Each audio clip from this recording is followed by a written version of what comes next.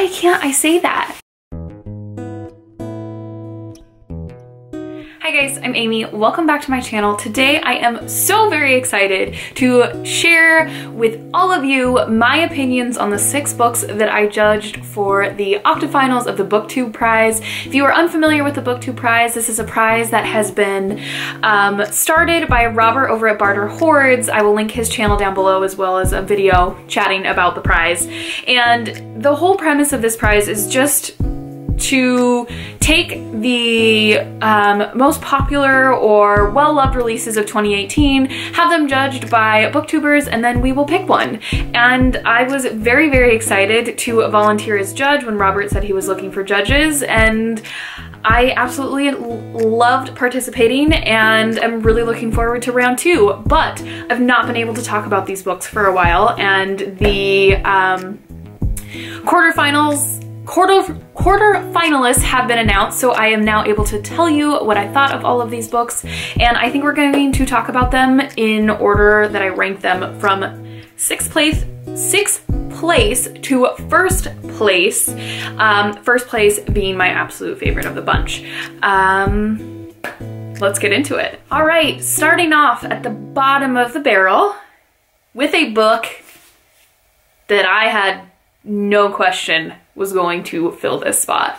And that is The Shepherd's Hut by Tim Winton. This is the story of a teenager, he's about 18-ish, named Jaxie Clacton. He lives in rural Australia. He has an abusive father. His mother passed away of cancer. He's just had a rough childhood and go at life, and he has a very crass outlook on life. He doesn't trust anybody, and when his father suddenly dies, Jaxie decides that he's going to run off into the Australian desert and wilderness because he thinks people will find him culpable of his father's death. And so he decides the best way to deal with that is to run off. He takes a gun with him and a water bottle and a backpack full of some random things, and then we follow his story. I have to be completely honest with you in the fact that if I had picked up this book on my own accord, I would not have gotten more than 20 pages into it, because this is just, it's not a book for me. I don't think I would have picked it up anyways, but if I had, for some reason, I don't think I would have continued. This book is written in stream of consciousness, which is not a ding for me. It's a point of view and storytelling technique that I tend to enjoy, but the vernacular of Jaxie is incredibly crass, as I mentioned. There's a lot of profanity, and profanity is not something that generally bothers me, but I didn't enjoy it in this context. It's very halting and interruptive type of writing style that I just never really got on board with, and I didn't like this book. I don't have necessarily anything other than I didn't enjoy Jaxie's voice. I didn't enjoy the relationship that he had with this abandoned priest in the middle of the desert that lives in a shepherd's hut. And I think the whole premise was odd, frankly, and the ending was so unsatisfying. And the takeaway of this book, I thought, frankly, was absolutely ridiculous. And I got nothing out of it other than the fact that there is an act of violence against animals in this book that when I read that, I honestly thought I was going to throw up.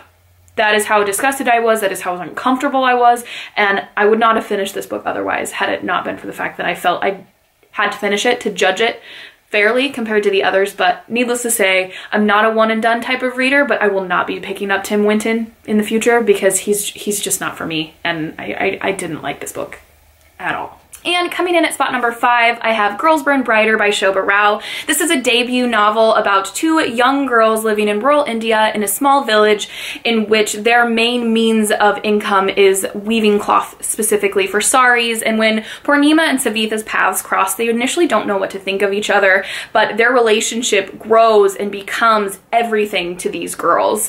And when an act of violence occurs and they're torn apart, Purnima is married off and she is in an abusive household, and I won't tell you what happens to Savitha because I do think that's a bit of a spoiler and something you need to find out for your own, on your own. And unfortunately, after spending some time away from this book, I liked it less. I felt like the characters of Purnima and Savitha were incredibly one-dimensional, almost cardboard cutouts that were simply means to push the story along, or the theme that I felt like was the main focus of this book, and that is what women are worth and the insane violence that still happens against women the world over in places like rural India or in places like the United States, and the extent to which women will go to in order to make a decision about their own lives and make change in their own lives that we just can't even begin to comprehend, and what gets them to that point. And I really enjoyed that discussion in this book, but I just think the characters never stood out on their own. They didn't seem like viable people, and that really was unfortunate for me. I also found that some of the events of this book were incredibly unbelievable. Not the violence against women or the questions about women's roles in society, but the ending especially, I didn't believe it. It's likely, but I doubt it, if you catch my drift. And unfortunately, overall, I think this book is somewhat forgettable. I would definitely pick up more by her in the future, because if this is her voice, I want to hear more of it, but I want to see the characters better developed. And book number 4 is The Female Persuasion by Meg Wolitzer. In this story, we are following Greer Kadetsky. She is a freshman in college at a basic state university in which she had no intentions of attending, but through a series of events outside of her control, she was unable to attend Princeton, which she had been admitted to. I stuttered there a little bit, apologies. And she's incredibly broken down by this because Greer is incredibly intelligent, she's very smart, and she's introverted and she's bookish, and it just really breaks her down. And she has to stand by and watch her high school boyfriend, who's just as bright and smart as she is, attend Harvard. And they had no intentions of being separated. And the first section of this book is from Greer's perspective, in which she attends a talk by a famous feminist by the name of Faith Frank, in which this is a moment in Greer's life that just sets her down a different path, because Greer and Faith have a moment in the women's bathroom in which they connect. And the rest of the story follows from there. We have a multitude of perspectives in this book. This is not just from Greer's point of view. We also follow Faith Frank's point of view, a friend of Greer's, the girl who convinced her to go to the talk to begin with, as well as Greer's boyfriend, Corey. And when I was reading this book, I have to say, I don't think I get along with Wolitzer's writing style. It's not for me. There were several habits that popped up throughout this book that I just didn't enjoy. One of which is she will reference an event or something that happened and then later on explain the origins of it, which I just found redundant and didn't do anything to further the story. An example of that is Greer in the bathroom says to Faith Frank, "I don't think I know how to use my outside voice," even though, and she references the fact that a teacher in school used to tell the boys to use their inside voices, and Greer mentions, "I don't know how to use my outside voice." And later on in the story, when we see a flashback, you see that happen. And I found it incredibly frustrating and detracting from the story. And another habit or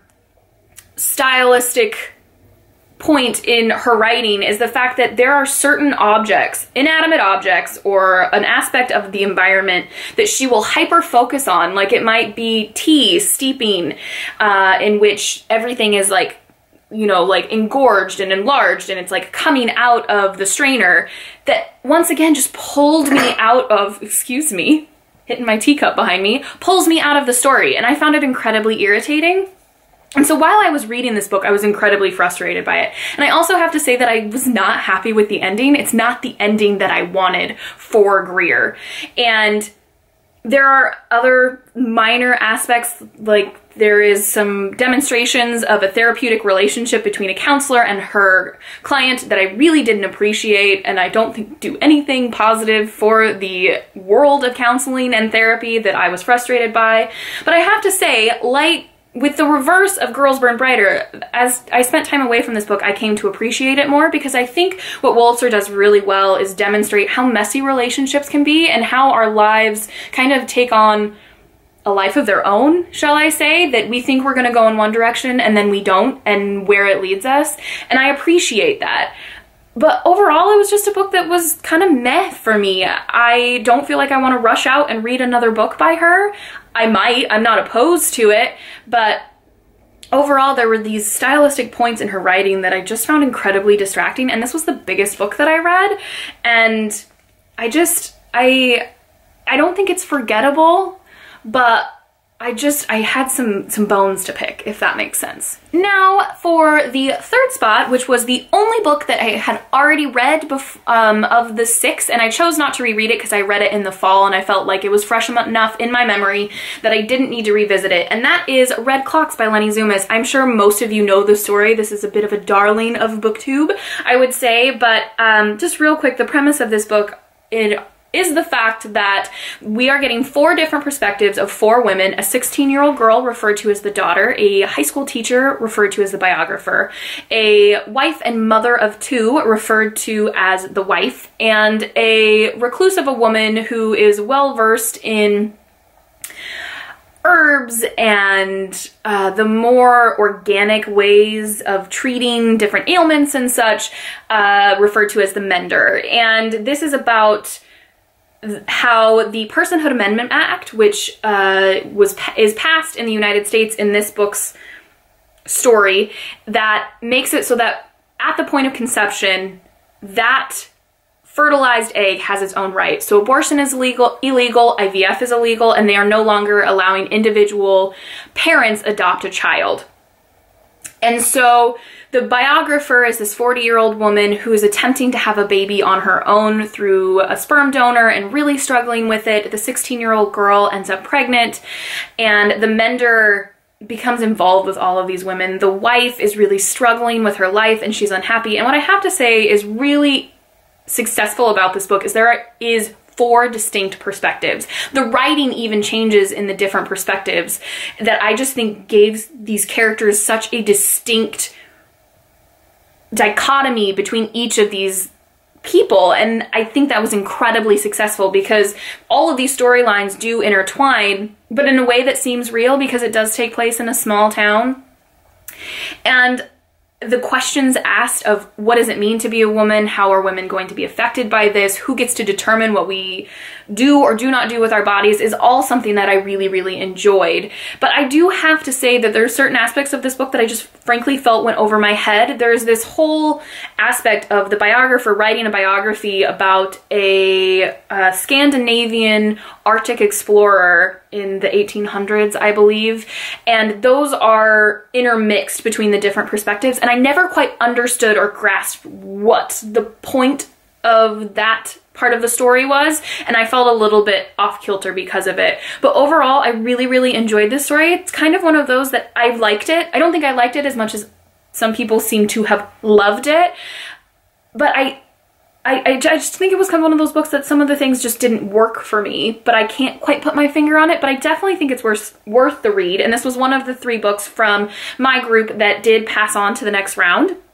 which I was excited about, but not my favorite of the bunch, but I think it is worth a read, and I would love to discuss this book with you guys if you have more things to say about it. Now coming in as my runner-up is a book that I honestly don't think I would have picked up on my own because it just has elements that don't necessarily appeal to me, but maybe I need to reevaluate that because I read Bitter Orange by Claire Fuller and absolutely loved it. In this story, we are following a middle-aged woman by the name of Frances who has recently lost her mother and is hired by an American, this story takes place in England, to go to this dilapidated English estate in which he has purchased that he wants her to research the gardens and the grounds and this potential Palladian bridge on the premises and send a report back. So she ends up at this house, and there are 2 other people living in this house while she is there. There's Peter and Kara. Peter is charged with inventorying everything inside the house for the same gentleman. And this is about how Peter and Kara and Francis's relationships collide. Peter and Kara are in a romantic relationship, but as the story unfolds, you find out that there's a lot more to it. It's not as cut and dry as you might have guessed. And I really don't want to say more than that, because this story just so deliciously unfolds in front of you. And there's an aspect to the storytelling that is something that I really love in a story, and that is that Frances, our narrator, is looking back on this. We're like 20 years in the future, and she's looking back on this one summer in which she met Peter and Kara, and how this summer was unlike any other summer in her life. And I really enjoy stories like that. And I think it just added these elements, because sometimes we would get bits of things from the future that would then make things fall into place that we had already read, or we would read things in the past perspective and that would make things from the future make a little bit more sense.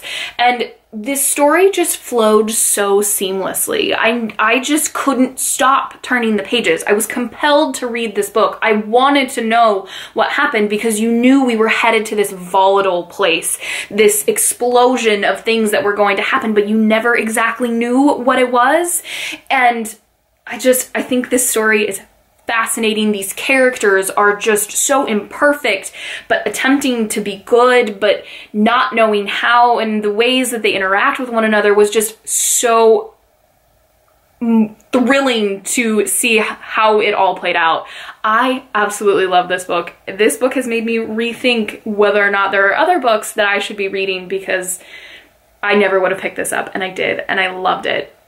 There are a few things that I maybe would have not added to the plot, mostly from the point of view of the future and in the present time, but I loved it so much. Like, that's me being incredibly, incredibly picky, which I had to do to put this book in spot number 2, because obviously this was not my favorite of the bunch, but don't let that take away from the fact that I absolutely love this book, and this book also made it to the next round, which I was also very excited to see. Alrighty guys, we're here. Spot number 1, I have Warlight by Michael Ondaatje, and of the bunch, I have to say this is the book that I would have been the most likely to pick up on my own.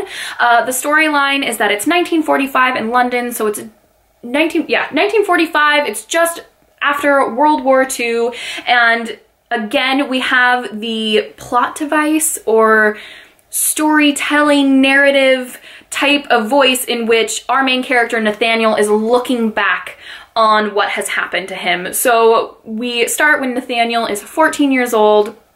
His parents are planning on going away for a year for their father's work, and they're leaving Nathaniel and his 16-year-old sister Rachel with under the guardianship of a man that they refer to as the Moth. He's this very enigmatic man who they don't necessarily think everything that he does is legal. And this man introduces them to a wide cast of eccentric characters that he invites into their home that Nathaniel and Rachel get to know. And it's how these people changed and affected Rachel and Nathaniel's lives. And I don't want to... That's the driving factor of the story, and the fact that we slowly learn more about what Nathaniel and Rachel's parents are actually up to, and that it maybe wasn't as benign as we originally thought it was.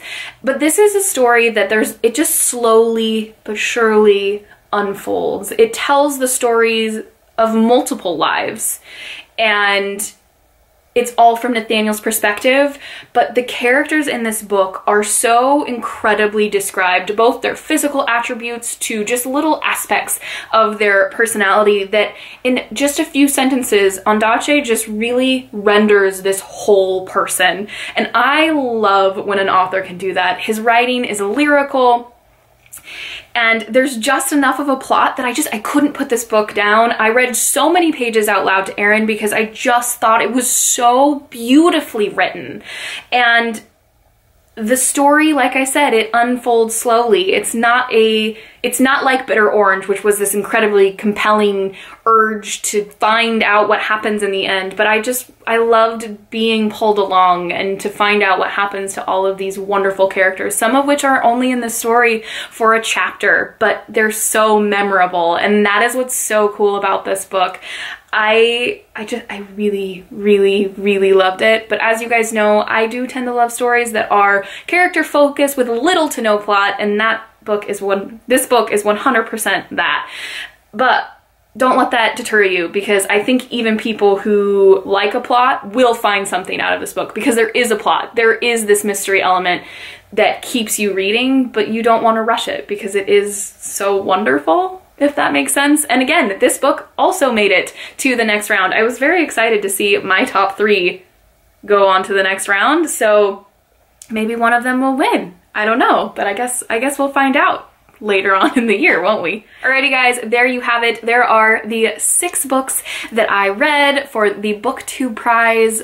Let me know if you've read any of them or if you're planning on reading any of them. I will be judging round 2. I'm very excited about that. Again, I'm gonna have to wait 8 weeks to talk to you about them, but that's okay. I survived this time. I'm sure I'll survive again.